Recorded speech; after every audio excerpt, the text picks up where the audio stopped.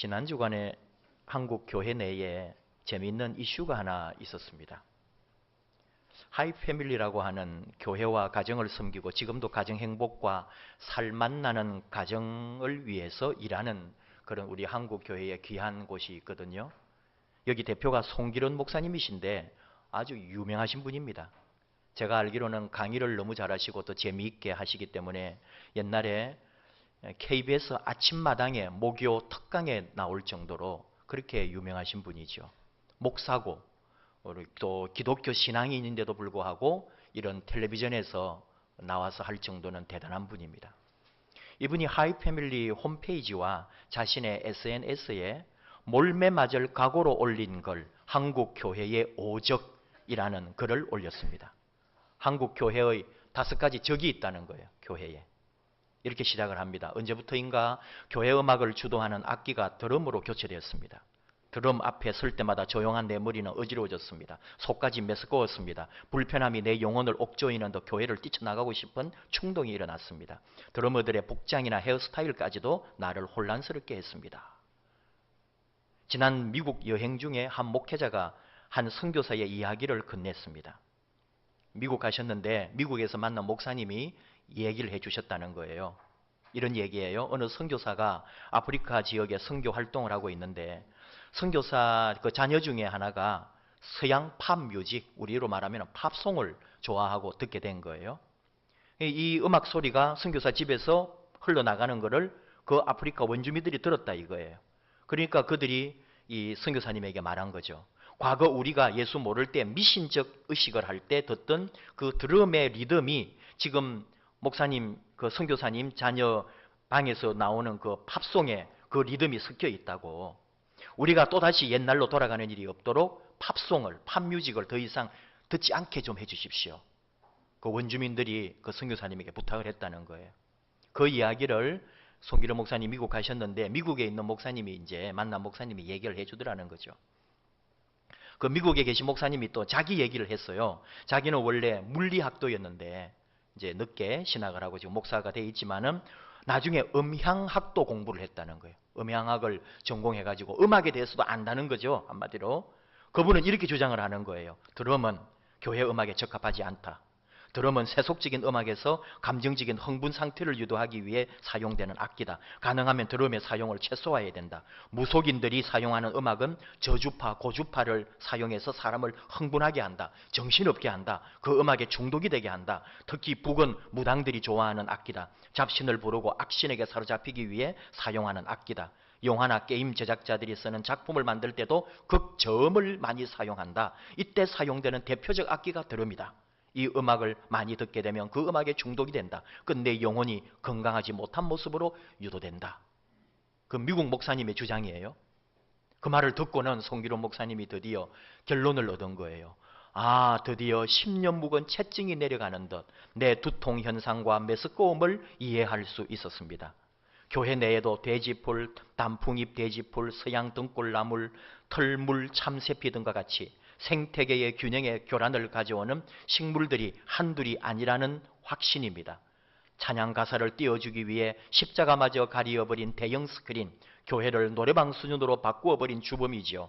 주여 주여의 복창기도, 단체 급식하듯 나누어주는 성찬식, 젊은이들과 코드를 맞추겠다며 걸친 청바지와 티셔츠의 싸구려 복장이야말로 교회의 오적입니다.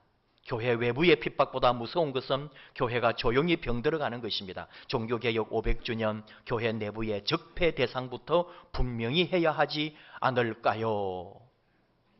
이런 글이었어요.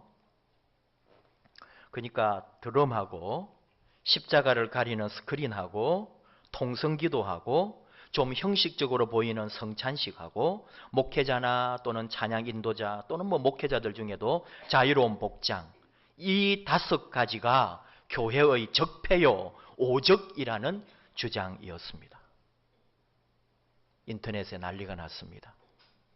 몰매 맞을 각오로 올린 글이라고 해서 그런지 수많은 분들이 매를 들고 목사님을 공격했습니다. 몰매를 맞았습니다. 저 역시 송기론 목사님 주장에 대해서 갸우뚱했습니다. 그리고 종교개혁 500주년까지 언급하면서 이런 이야기 정도를 가지고 교회의 오적이니 적폐니 하는 거는 하이 패밀리 사역은 너무나 귀하고 저도 거기서 공부하고 싶을 정도로 아름다운 곳인데 이분이 교회의 현실과 실제적인 교회 목회는 잘 모르시는구나 그런 생각을 좀 했어요. 송기로 목사님에 대하여 반대하는 내용들의 핵심은 이렇습니다. 우리 신앙이라는 것은 마음과 본질을 살리지 못하는 게 문제다. 이 우리의 신앙이 형식과 껍데기만 남아있는 게 문제지 무슨 악기라든지 스크린이라든지 이런 것이 문제가 될 수 있느냐 이 얘기죠. 드럼도 여러분 드럼의 문제가 아니죠. 시대와 문화에 따라 악기는 변화해 왔습니다. 교회 악기도 교회 음악도 변화해 왔습니다. 영혼 사랑이 없고 복음이 없는 마음과 정신이 문제지 무슨 스크린이 문제고 악기가 문제고 드럼이 문제가 아니라는 거예요. 여러분 피아노는 거룩합니까? 피아노도 우리 세계교회 역사의 교회 음악에서 피아노가 교회에서 연주될 때는 엄청난 힘이 들었다는 사실을 알아야 돼요. 오르간만 있었던 거예요. 옛날에는. 피아노도 댄스홀과 세상 사람들이 가지고 노는 유희하는 악기였기 때문에 교회에 들어오질 못했어요. 이게 들어오는데 진통을 겪고 오랜 시간에 걸쳐서 피아노가 교회에 자리 잡았다니까요. 기타는요. 기타는 교회에 아예 들어올 수도 없었어요. 그런 악기가 문제가 아닌 거죠. 우리의 정신과 우리의 상태가 문제인 거지. 십자가를 가리는 이 스크린이라고 하는 것도 그냥 보면 문제로 볼 수도 있습니다. 근데 여러분 혹시 합동척 교회에서 오신 분이거나 합동교회를 아시는 분들은 다 알 거예요. 예배당에서 아예 십자가를 없애버렸습니다. 교단에서 결의를 했다니까요. 총회에서 십자가마저도 우상이 될 수 있다 해가지고 합동척 교회는 이게 총신대 그 유명한 사랑의 교회를 비롯하여 이 합동척 교회는 십자가를 교회 가운데서 없앴어요. 왜요? 십자가를 우상처럼 섬기지 말라는 거죠. 문제는 사랑의 교회 가보신 분 알겠지만 하나님은 사랑이시라. 교회 가운데.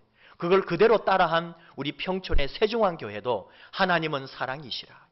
십자가는 어디 있어요? 옆면에 있어요. 옆에.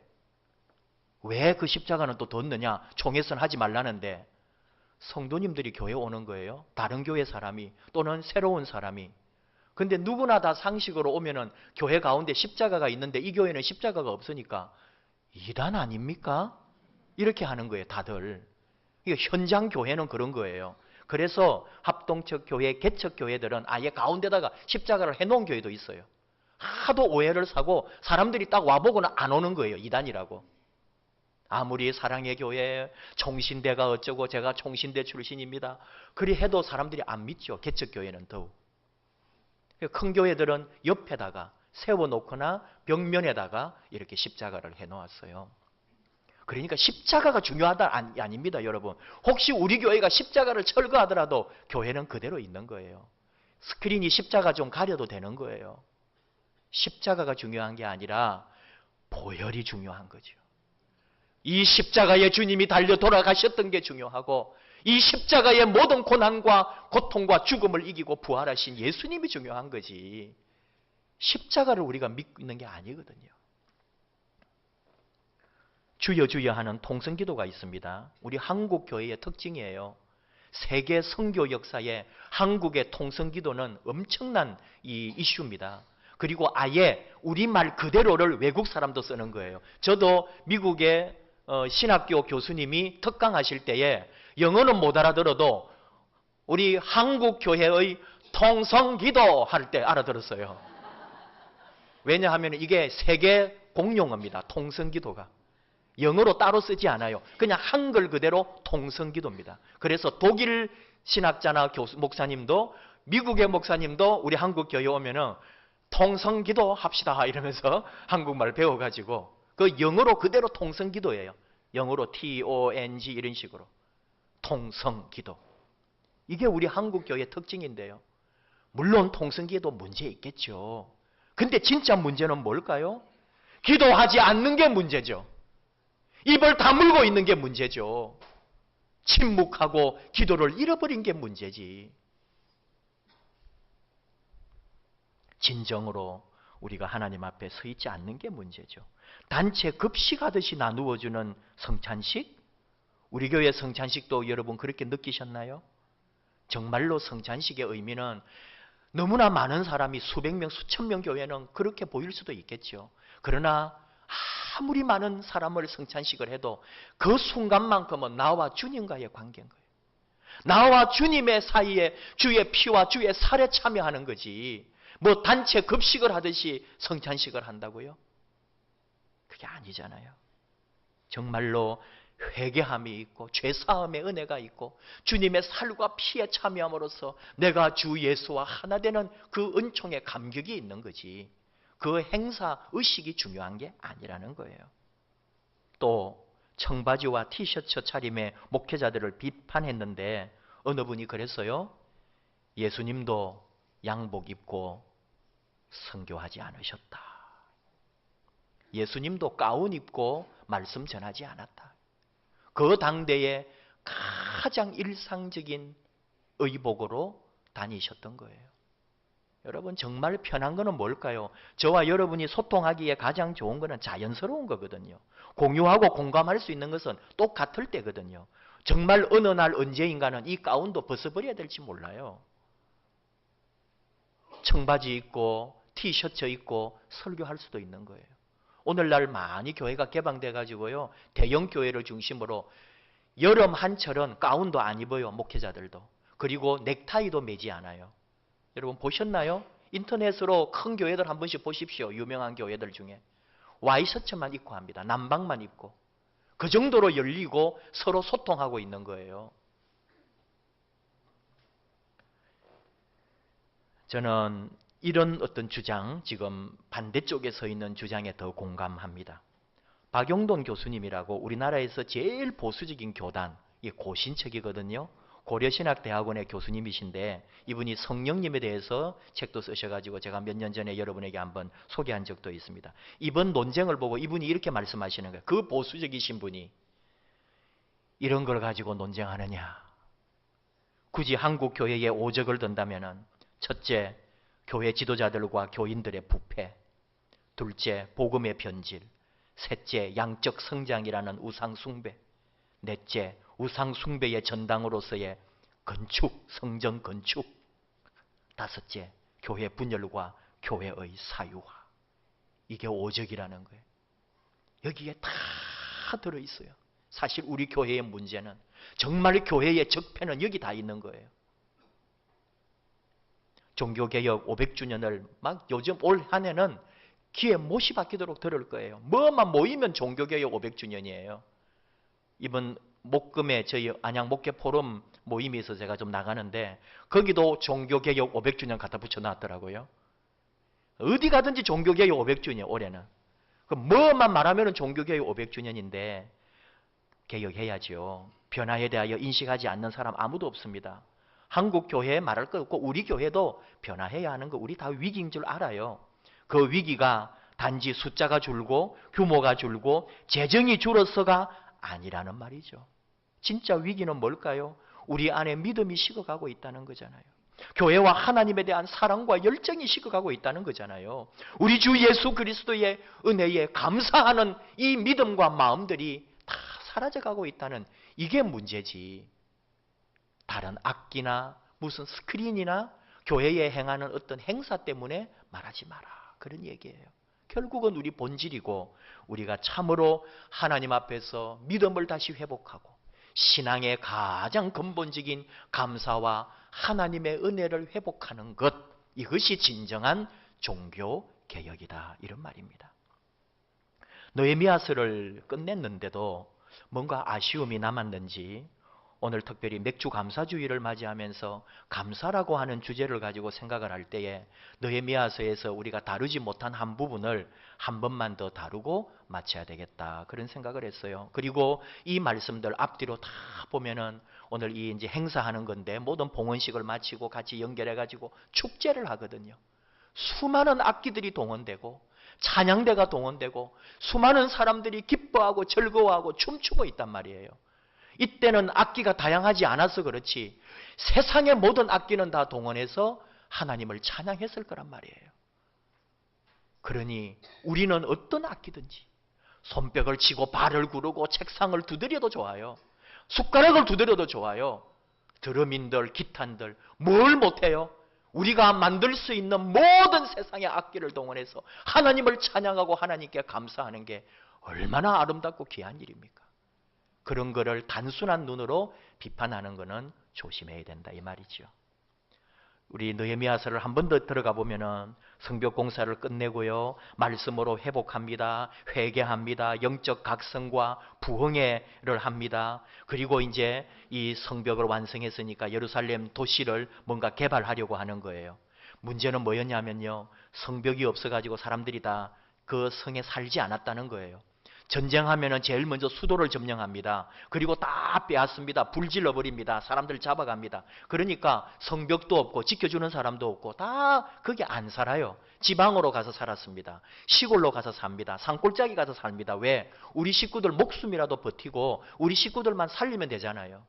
예루살렘에 살면서 죽느니 시골에 가서 좀 못 살더라도 거기서 그냥 농사 짓고 입에 풀칠하면서 먹고 사는 거예요. 그래, 예루살렘에는 정말 여러분 표현이죠, 그렇습니다만 비리비리한 사람들만 살았어요.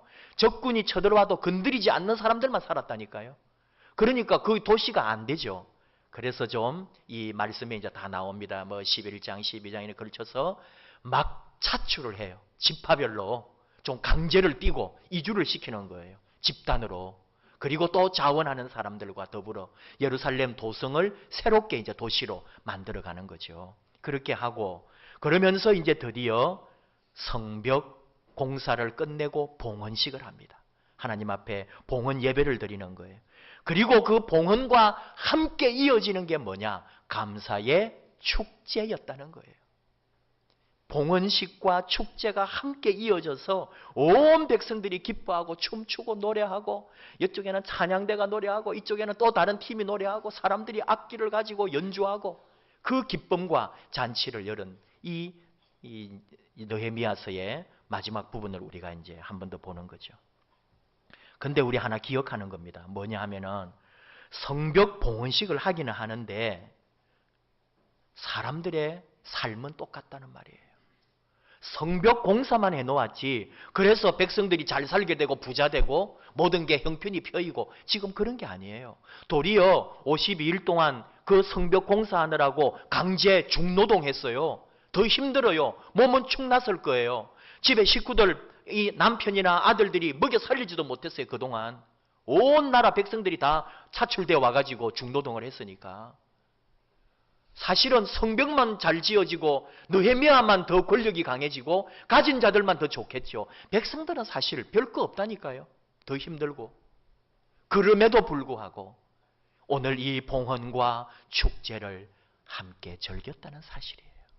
내 형편이 좀 부족하지만 아직 내 삶은 어렵지만 그러나 하나님이 우리에게 주신 이 성벽, 이제 다시 이 나라를, 이 도시를 회복시키시려는 하나님의 역사를 보면서 꿈을 꾸고 함께 축제에 참여하고 함께 기뻐하고 함께 춤추고 함께 연주하면서 하나님을 찬양하고 우리 안의 기쁨을 누렸다는 거예요. 이게 소중합니다. 이걸 준비하기 위해서 이제 느헤미야나 이 제사장들이 있는 사람들이 레위 사람들 모아들이고 노래하는 사람들 모아들이고 모든 악기들을 동원한 거거든요. 이 표현들이 느헤미야서에 보면은 노래한다, 찬양한다, 감사한다, 기뻐한다, 끝없이 이런 말들을 사용해요. 그만큼 온 나라가 기쁨으로 찬양으로 악기로 진동했다는 거죠. 감사, 감격, 기쁨, 축제의 함성이 울려 퍼졌습니다. 특별히 오늘 말씀의 43절, 이날에 무리가 큰 제사를 드리고 심히 즐거워하였으니 이는 하나님이 크게 즐거워하게 하셨다고요. 하나님이 주신 기쁨이에요. 그저 우리끼리 기뻐서 즐거워하고 우리끼리 노는 게 아니라 하나님이 우리 마음속에 막 이 기쁨과 즐거움을 주셨다는 거죠. 거기에다가 중요한 말씀이 나와요. 부녀와 어린 아이도 즐거워하였다. 예루살렘이 즐거워하는 소리가 멀리 들렸다.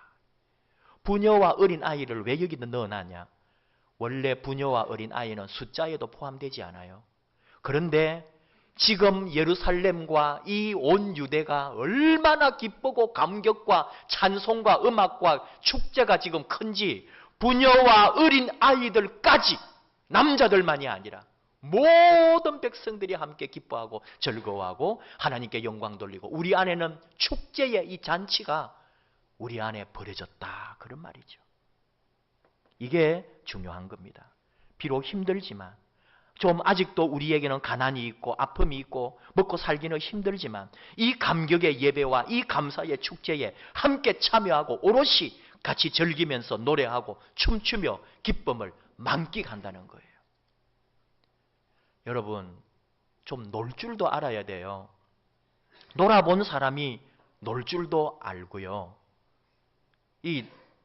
제가 한 달 동안 안식월을 했는데 놀 줄도 모르고 쉴 줄도 모르는 거 있죠. 새벽에는 어김없이 일어나가지고 새벽기도 인도해야 되나 하고 긴장하고 있더라니까요. 어디 가서 좀 바람도 쐬고 놀기도 하고 여행도 하고 그래야 되는데 이런 걸 좀 안 해봐서 그런지 할 줄을 모르는 거예요. 놀아라 그랬는데 쉬라 그랬는데도 어디 가가지고 가만히 있어요. 가만히 있는 게 쉬는 줄 알고 그게 안식인 줄 알고 가만히 있었어요. 노는 사람이 성공한다. 그런 책이 있습니다. 잘 놀 줄 알아야 돼요. 유명한 우리 기독교계 분이신데 이 강사님이 그랬어요. 제목이 이렇습니다. 젊은 시절 놀아본 년이 더 잘 산다. 년이라고 그분이 말했기 때문에 제가 따라한 거예요. 저는 그렇게 말하지 않고 젊은 시절 놀아본 여자가 더 잘 산다. 좀 사실인 것 같지 않아요? 여러분? 여고 시절에 저게 좀 놀았는데 시집만 잘 가고 남편 잘 만나고 좋은 차 타고 잘만 사네? 희한하죠, 여러분. 저거 안 될 것 같은데 저 좀 놀았는데 다 아는데 웃기는 말 같지만 여러분 그게 다른 말이 아니라 웃을 때 웃을 줄 알고 놀 때 놀 줄 알고 아플 때 같이 아파할 줄 알고 그 모든 상황을 즐길 줄 안다는 거예요. 안 해보면 그것도 못하는 거예요. 저처럼. 제 아버지 생각이 났어요. 우리 아버지가 놀 줄을 몰라요. 참 사람들하고 재미있게 놀고 어디 다니고 이런 걸 좀 해야 되는데 젊은 시절부터 아버지가 그런 걸 너무 못하시더라고요. 조용하고 좀 점잖은 그런 분이시거든요. 시골에서 농사 짓고 뭐 밭일도 같이 하고 다 시골 사람인데도 불구하고 여러분에게 자주 얘기했지만 아버지가 10수년 동안 저희 모 교회를 평집사인데도 주일 예배, 주일 밤 예배, 수요기도회 등 다 교회 목회를 했다고요. 그래서 마치 우리 집이 교역자 집 같았어요. 우리가 살아가면서도. 그런데 아버지가 이제 아침에 신문 딱 보시고요. 꼼꼼하게 아침에는 신문 보시고 저녁에는 책도 보시면서 또 설교도 하셔야 되니까 막 이런저런 책 설교집 해가지고 자기 노트에 막 설교 같은 거 적고 노트도 만들고 그렇게 하시니까 이렇게 참 놀고 하는 걸 잘 못해요. 술, 담배를 안 하니까 시골 문화, 시골이 사는 게 막걸리 한 잔 마시고 막 육자배기 하면서 막 논에서 막 좀 이렇게 질펀하게 노는 거 아니에요. 그래서 아버지는 그런 걸 못 하시더라고요. 근데 아버지만 그렇게 하면 될 건데 시골은 여러분도 이제 아실 거예요. 1년이나 2년에 한 번씩 마을 사람들이 동네 여행을 가거든요. 1년 동안 모으잖아요. 막 개를 모아가지고. 그래가지고 우리는 저 경남 끝이다 보니까 간다 해본들 설악산이고 서울이고 속리산 이런 데예요. 이런 데를 가요. 아버지는 안 간대 또 그거를. 어머니는 그걸 얼마나 좋아하고 준비하고 아버지 것까지 같이 개 모아요. 돈 다 넣어놓고 어머니는 또 날짜 되면은 그 유명한 우리 면 소재지 세너 의상실에서 참 원피스 맞춰가지고 우리도 그 옷을 보고는 엄마 너무 예쁘다 좋다 막 이러는데 아버지는 그럼 뭐가 예쁘다고 이러시고요. 2박 3일 설악산 다녀왔으면 우리는 막 엄마 가방 꺼내가지고 또 막 맛있는 것도 있고 아버지 선물 우리 선물 막 꺼내고 뭐 설악산 기념품도 꺼내고 이래가지고 있는데 아버지는 뭐 살 게 있다고 뭐 볼 게 있다고 왜 그렇게 못 놀아요? 왜 그렇게 같이 즐겨주고 같이 웃어주고 그렇게 못할까요? 같이 가자고 돈 다 넣어놓은 것도 안 가시고 물론 또 어쩌다가 한 번씩은 가시기도 합니다만은 좀 그런 식으로 놀아라 그럴 때 잘 못 노시는 거예요. 펼쳐줬는데도 거기서 같이 못 하시는 그런 그 시골 양반의 어떤 그런 모습이 있습니다.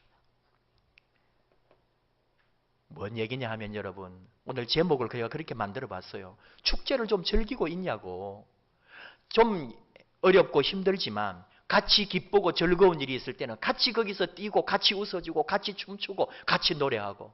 우리가 예배 드린다는 것도 뭐예요? 오늘 내가 좀 기분이 상해요. 아침에 교회 올 때 마음이 좀 불편해요. 뭔가 내 지금 삶에 별로 좋지 않은 일이 있어요. 그러나 오늘 예배에 왔습니다. 하나님께 예배 드립니다. 온 교회가 함께 기뻐하고 하나님께 영광 드릴 때는 나도 잠깐은 그 하나님의 은혜와 축제 속에 같이 파묻혀서 기뻐하고 웃어줄 수 있는 여유와 그런 놀 줄 아는 영성이 있어야 된단 말이에요. 그래야 감사가 있고 찬양이 나오고 그 이후에 새로운 변화가 있지. 예배는 드려라. 나는 오늘 기분 안 좋다. 그건 뭐예요? 같이 할 수 있는 마음. 웃는 자들과 함께 웃고 우는 자들과 함께 웃을 수 있는 그런 영성이 귀하거든요. 2017년 딱 절반을 보냈습니다. 정말 많은 일들이 있었습니다. 나라도 큰 일이 있었습니다. 정말 있을 수 없는 큰 일이 일어나가지고 이 나라에 새로운 정치적 변화가 있었고요. 여러분 가정이나 개인에도 아마 2017년 전반기 예사롭지가 않았을 거예요. 힘들고 어렵고 우리 교회도 가정마다 또 이런저런 사연과 어려움도 있었고요. 그럼에도 불구하고 하나님이 인도하셨습니다. 하나님이 우리를 오늘 여기까지 오게 하셨고 하나님이 선하게 우리 삶을 돕고 계십니다. 우리는 반년 동안 지켜주신 하나님께 감사함이 마땅합니다. 그분에게 감사합니다. 그분에게 영광을 돌립니다. 그분에게 모든 것에 은혜를 우리는 갚아드려야 합니다. 그분이 주신 기쁨, 그분이 주신 은혜 함께 누리자고요. 나 형편 아직 안 좋아. 나 아직 뭐 못됐어. 아직 나는 안 돼. 그게 아니라 우리 하나님이 함께 하신 그 은혜 생각하면서 아쉬우면 좀 아쉬운 대로, 만족하면 만족한 대로 지난 반년 정리하고 감사하고 이제 남아있는 반년을 하나님의 은혜 아래 다시 살아가고 우리 함께 하나님 주시는 기쁨과 감사를 함께 누리며 고백하며 남은 6개월 멋지게 만드는 하나님의 자녀들 저와 여러분 되기를 축복합니다. 모든 것은 하나님의 은혜입니다. 우리 찬양합시다. 하나님의 은혜. 좀 어려운 곡이지만 우리 같이 나를 지으시니 하나님, 나를 부르시니도 하나님, 나를 보내시니 하나님, 나의 나된 것은 다 하나님 은혜입니다. 우리 하나님 은혜 감사하면서 함께 찬양하십시다.